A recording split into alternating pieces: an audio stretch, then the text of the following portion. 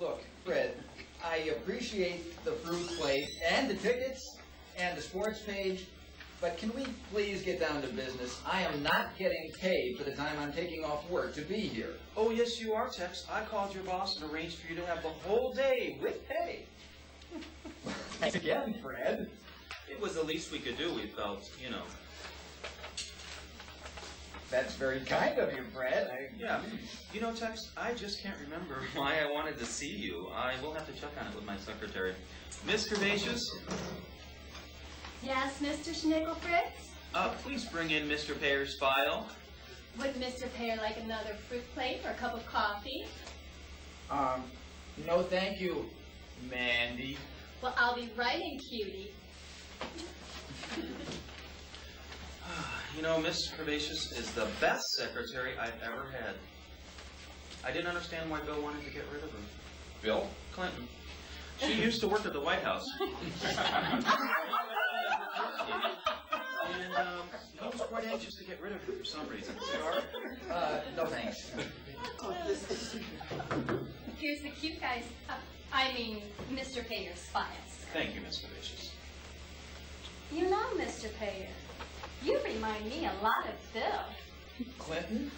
Yes, only you have a much sexier nose. Oh, well, thanks, Mandy.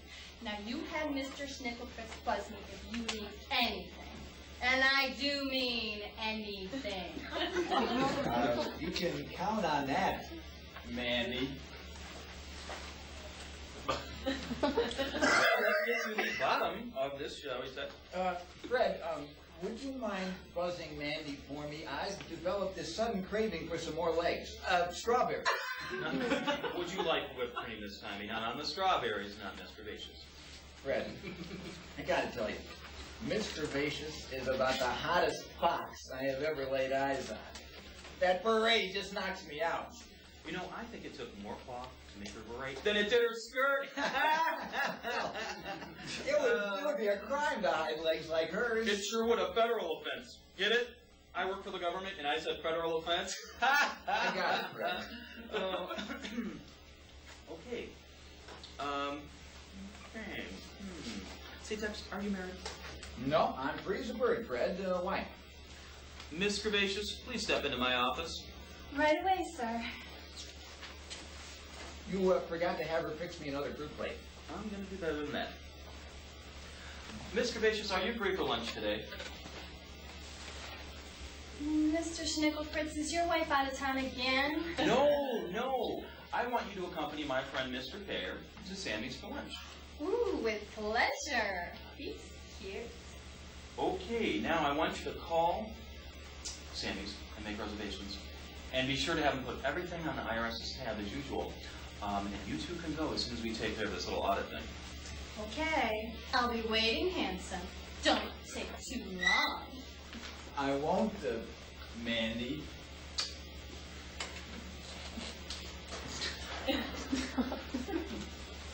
on, Fred, let's get this over with. Okay, well, yes, here it is. This is why I wanted to see you. It seems that there's a slight discrepancy between the figures on your return and the figures that our accountants came up with. How slight? Oh, just a piddling little amount, you know. It's so insignificant. I don't even know why we bothered with it. It appears that according to your accountant, you owe us, personal joke, that's all, $3,472.68. This is what you say. Mm-hmm. However, according to our accountant, you owe us $5,938.17. Well, I can explain that, Fred, I think. There's no need to explain anything. We have another new policy here at the Kinder and Gentler Internal Revenue Service. It's called the one bad policy. You know, like when you're playing volleyball and your serve goes out of bounds and your opponent gives you a second chance. Yeah. Well, here at the Kinder and Gentler Internal Revenue Service, thanks to the one bad policy, if it's the first time you've submitted a questionable return, we ignore it. You ignore it? That's right. We realize that anyone can make a mistake, and everyone deserves a second chance. So I'm off the hook. Absolutely.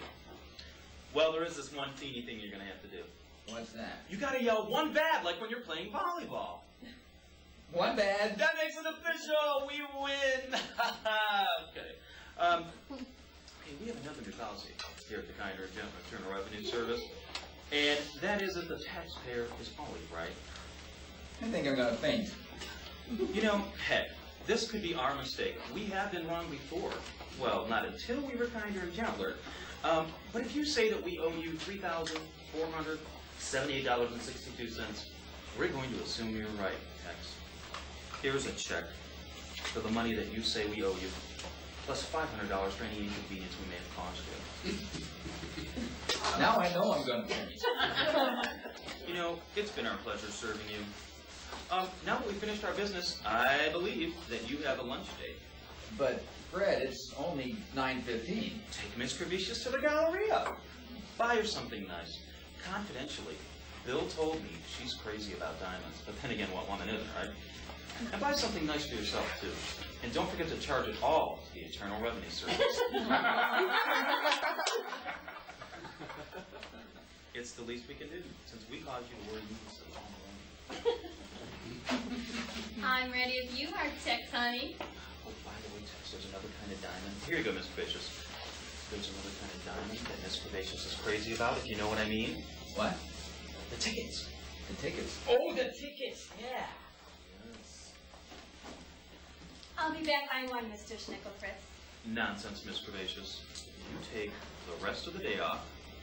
You two crazy kids have fun. And remember, we're picking up the tab for everything. Well, I'm ready to go if you are, Tex, honey. By the way, did I tell you how cute you are? This is heaven.